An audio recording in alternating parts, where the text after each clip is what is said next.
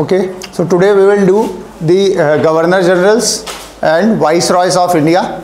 So in previous class we have done till the Lord Curzon, before the Lord Curzon, 1899 तक जो governor general थे उनके बारे में. अब उसके आगे से the first Governor General, that was Lord Curzon in its tenure is from 1899 to 1905. 1905 तक इसका पीरियड रहा. कर्जन के टाइम के जो इम्पोर्टेंट इवेंट्स आते हैं उनके अंदर सबसे इम्पॉर्टेंट आ जाता है आपका एक तो पुलिस कमीशन जो इस्टेब्लिश किया गया था ब्रिटिश पीरियड के दौरान. जो पुलिस डिपार्टमेंट था उसके लिए एक कमीशन बनाया गया था, उसका फॉर्मेशन. साथ ही यूनिवर्सिटी कमीशन जो है वो इस्टेब्लिश किया गया. इंडिया में जो यूनिवर्सिटीज़ हैं उनका फॉर्मेशन किया गया. इसके अलावा जो इम्पॉर्टेंट इवेंट कर्जन के टाइम हमको देखने को मिलता है that was the second Delhi दरबार. दूसरा दिल्ली दरबार जो है वो भी कब लगाया गया था? लॉर्ड कर्जन के टाइम पर. तो जो हमने तीन दिल्ली दरबार इंपॉर्टेंट देखे हैं, first was in 1877 Lord Lytton के टाइम पर. सेकंड जो है दिल्ली दरबार वो लगा कर्जन के टाइम पर इन 1903. और तीसरा दिल्ली दरबार 1911 में हमको देखने को मिलता है जो किसके टाइम पर? हार्डिंज के टाइम पर देखने को मिलेगा 1911 में. तो इंपॉर्टेंट है, ध्यान रखिएगा. सेकंड दिल्ली दरबार. Next is Indian university act जो है यूनिवर्सिटीज के लिए जो कानून बनाया गया. और एग्रीकल्चर रिसर्च इंस्टीट्यूट जो कि कहाँ? पूसा में सिचुएटेड है, वो भी किसके टाइम पर? कर्जन के टाइम पर हुआ. इंपॉर्टेंट एक और इवेंट जो कर्जन के टाइम पर, जब कर्जन जो है वाइसरॉय था उस टाइम पर हुआ था, that was partition of Bengal. 1905 में जो बंगाल है उसके पार्टीशन करके दो बंगाल बना दिए गए थे, एक ईस्ट बंगाल और एक waste Bengal.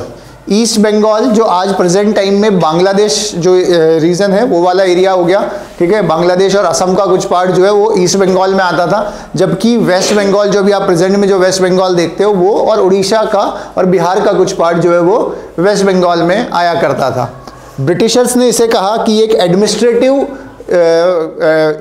Ease of administration के लिए हमने इसको डिवाइड कर दिया दो पार्ट में. लेकिन एक्चुअली ब्रिटिशर्स की जो पॉलिसी थी डिवाइड एंड रूल, उसके अकॉर्डिंग वो जो इंडिया के जो अलग अलग रिलीजन, जैसे मुस्लिम रिलीजन की मेजॉरिटी ज़्यादा थी ईस्टर्न पाकिस्तान, ईस्टर्न बंगाल में, और वेस्टर्न बंगाल जो था उसमें हिंदू पॉपुलेशन ज़्यादा थी. इस तरीके से उन्होंने इसको डिवाइड किया था. तो वो ध्यान रखना किसके टाइम पर हुआ था? कर्जन के टाइम पर हुआ था. नेक्स्ट कर्जन के बाद में जो वाइसरॉय रहा that was Lord Minto second. Minto का टाइम पीरियड रहा 1905 से 1910 तक. और मिंटो के टाइम पर जो हमको इंपॉर्टेंट इवेंट्स देखने को मिलते हैं वो हमको सबसे पहला देखने को मिलता है जो पार्टीशन ऑफ बंगाल हुआ था उसके अपोजिशन में स्वदेशी मूवमेंट चलाया गया था इंडियंस के द्वारा. तो वो स्वदेशी मूवमेंट की शुरुआत जो है वो किसके टाइम पर देखने को मिलती है? मिंटो सेकंड के टाइम पर. इसी स्वदेशी मूवमेंट को लेकर के कांग्रेस के बीच में डिस्प्यूट हुआ और कांग्रेस जो है वो दो पार्ट के अंदर डिवाइड हो गई. इंडियन नेशनल कांग्रेस थी जो दो पार्ट में डिवाइड हो गई, मॉडरेट्स और एक्सट्रीमिस्ट, ठीक है. और ये मॉडरेट्स और एक्सट्रीमिस्ट के जो दो पार्ट डिवाइड हुए इसी को कहा जाता है सूरत स्प्लिट. बिकॉज ये कब हुआ था? ये कहाँ हुआ था? ये सूरत में हुआ था. सूरत गुजरात में जो है वहां पर कांग्रेस दो पार्ट्स में डिवाइड हो गई थी, मॉडरेट्स और एक्सट्रीमिस्ट के बीच में, ठीक है. तो सूरत स्प्लिट किसके टाइम पर देखने को मिलता है? कौन था वाइसरॉय उस टाइम पर? Lord Minto second. ओके. उसके अलावा मिंटो के टाइम पर जो इंपॉर्टेंट इवेंट देखने को मिलता है that was establishment of Muslim league. Muslim league जो पार्टी बनाई गई थी मुस्लिम्स की वो किसके टाइम पर बनी है? मिंटो सेकंड के टाइम पर बनी है. और उसके अलावा एक इवेंट, एक जो है लॉ आया था, एक एक्ट आया था जिसको हम जानते हैं इंडियन काउंसिल एक्ट. और क्योंकि इस टाइम पर जो secretary of state for India था वो कौन था? मॉर्ले.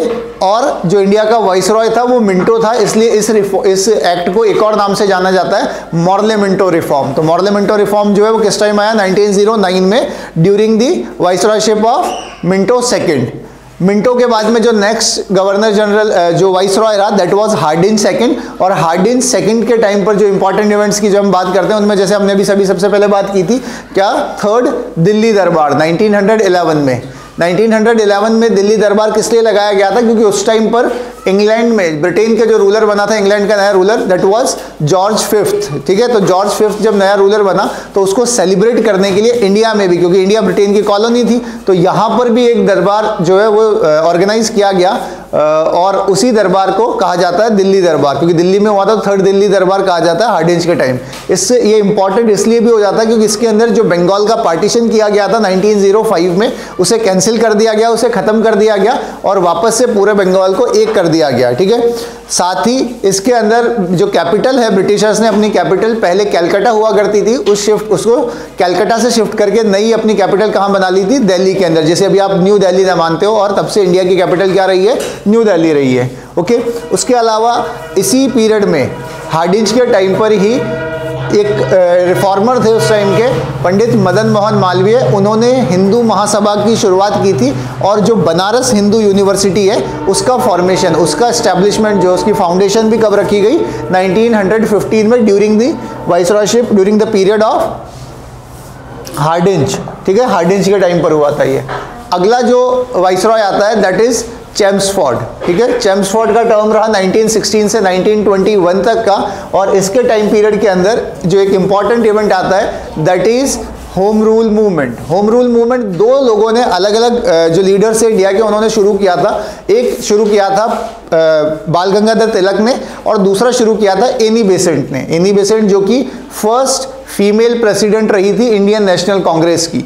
ठीक है, उन्होंने तो पहला जो है होम रूल मूवमेंट वो कहाँ पर, बेलगाम में किसने शुरू किया, बाल गंगाधर तिलक ने, अप्रैल 1916 में, और उसी के कुछ समय बाद में सितंबर 1916 में एनी बेसेंट ने मद्रास में दूसरा होम रूल मूवमेंट शुरू किया। वो किसके टाइम पर हुआ है, चेम्सफोर्ड के टाइम पर हुआ है। ओके, इसी के बीच जो मुस्लिम लीग जो है उनके बीच में और कांग्रेस के बीच में एक पैक्ट साइन होता है, एक दोनों के बीच में एग्रीमेंट होता है, जिसको कहा जाता है लखनऊ पैक्ट, क्योंकि ये कहाँ पर हुआ था, लखनऊ में। तो ये भी किसके टाइम पर, चेम्सफोर्ड के टाइम पर हुआ है। जैसे पीछे हमने देखा इंडियन काउंसिल एक्ट, वैसा ही गवर्नमेंट ऑफ इंडिया एक्ट आया था इंडिया के अंदर, गवर्नमेंट ऑफ इंडिया एक्ट। ठीक है, वो भी किस टाइम पर आया है, वो चेम्सफोर्ड के टाइम पर आया। और क्योंकि जैसे पुराने टाइम पर हमने देखा, पिछले वाले एक्ट के टाइम पर जो सेक्रेटरी ऑफ स्टेट था वो कौन था, उस टाइम पर मॉर्ले था, और वाइसरॉय जो है वो मिंटो था, इसलिए उसको मॉर्ले मिंटो रिफॉर्म कहा जाता है। वैसे ही same the government of India act 1919 जब आया, उस टाइम पर इंडिया का जो सेक्रेटरी ऑफ स्टेट था वो कौन था, वो था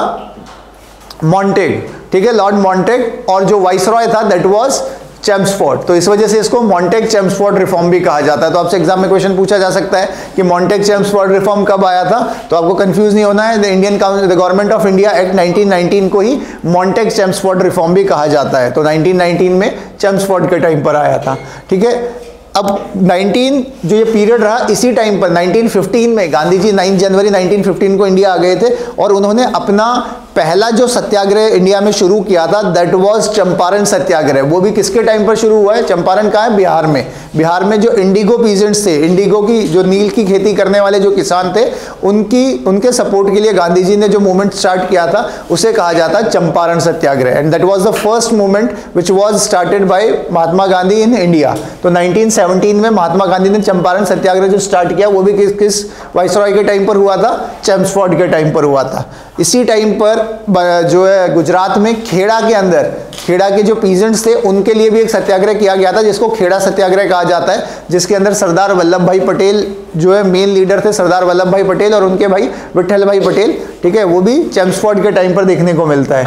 ओके, इसके बाद देखें आप इसी टाइम पीरियड के अंदर जो चेम्सफोर्ड के टाइम पर ही रॉलेट सत्याग्रह हुआ था। रॉलेट सत्याग्रह एक एक्ट लाया गया था, रॉलेट एक्ट। ठीक है, उसी को अपोज में रॉलेट सत्याग्रह किया गया था। तो रॉलेट एक्ट जो है 1919 में, और बहुत ही जो इंपॉर्टेंट है, आपने कई बार नाम सुना होगा जलियांवाला बाग मैसेकर। जलियांवाला बाग मैसेकर जिसके अंदर बहुत सारे इनोसेंट लोगों को जनरल डायर ने जिन पर गोलियां चलवाई थी, ठीक है, जिन्हें मरवा दिया था, वो भी किसके टाइम पर हुआ है, चेम्सफोर्ड के टाइम पर है। तो 13 अप्रैल 1919 को Jallianwala Bagh massacre was held during the period of Chelmsford. उसके अलावा इस जो जलियांवाला बाग मैसेकर हुआ, इसकी इन्वेस्टिगेशन करने के लिए ब्रिटिशर्स ने एक कमीशन बनाया जिसको कहा जाता है हंटर कमीशन। और हंटर कमीशन जो है वो भी कब, किसके टाइम पीरियड में बना, चेम्सफोर्ड के टाइम पर 1920 में।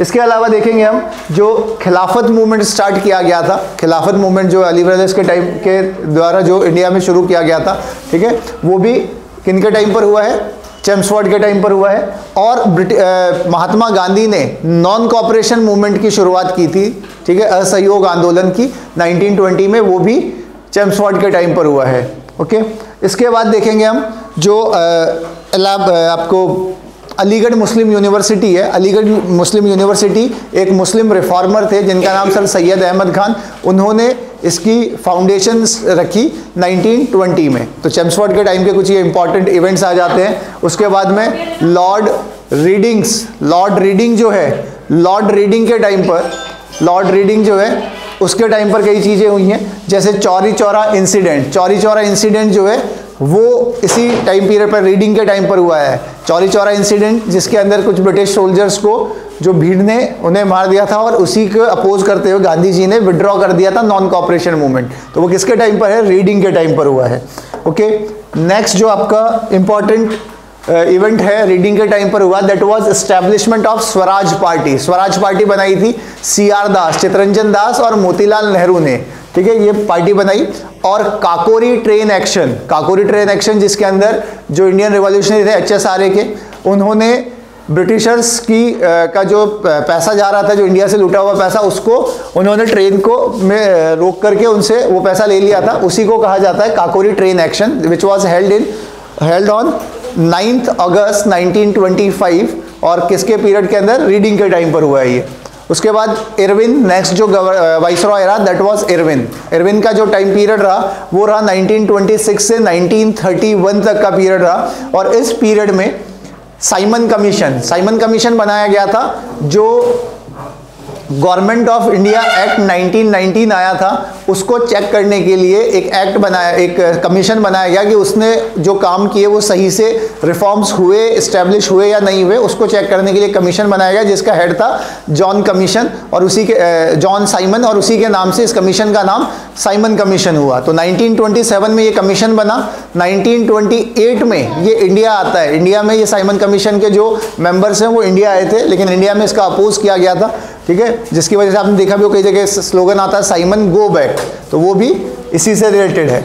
ओके, इसके अलावा नेहरू रिपोर्ट जो है वो कब, किसके टाइम पर? इरविन के टाइम पर हुई है।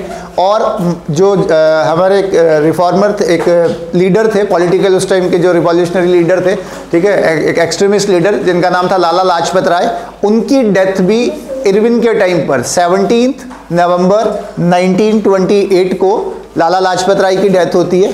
और पूर्ण स्वराज जो है उसके के लिए डिमांड ब्रिटिशर्स कांग्रेस ने अपना जो उनका एनुअल सेशन हुआ करता था, तो लाहौर में जो सेशन था उनका, लाहौर सेशन के अंदर कांग्रेस ने पूर्ण स्वराज रिजोल्यूशन पास किया कि 26 जनवरी 1930 तक इंडिया जो है वो पूर्ण स्वराज, टोटल इंडिपेंडेंस गेन कर लेगा, और उसी को नाम दिया गया पूर्ण स्वराज रिजोल्यूशन। तो वो रिजोल्यूशन भी किसके टाइम पर आया है? कि कौन से वाइसरॉय के टाइम पर आया है? ध्यान रखना है, लॉर्ड इरविन के टाइम पर आया है। ओके, इसके अलावा इरविन के टाइम पर ही गांधी जी ने जो 1930 में डांडी मार्च की शुरुआत की थी। डांडी मार्च जो उन्होंने साबरमती आश्रम से, डांडी एक कोस्टल विलेज है गुजरात के अंदर, वहाँ जाकर के जो सॉल्ट लॉ बनाया गया था ब्रिटिशर्स का, उसका अपोज करते हुए वहाँ पर जो है ये मूवमेंट स्टार्ट किया था। और इसी के बाद सिविल डिसोबीडियंस मूवमेंट, सवन्य अवज्ञा आंदोलन जो है उसकी शुरुआत भी ब्रिटिशर्स ने की, वो भी किसके टाइम पर हुआ है? इरविन के टाइम पर हुआ है।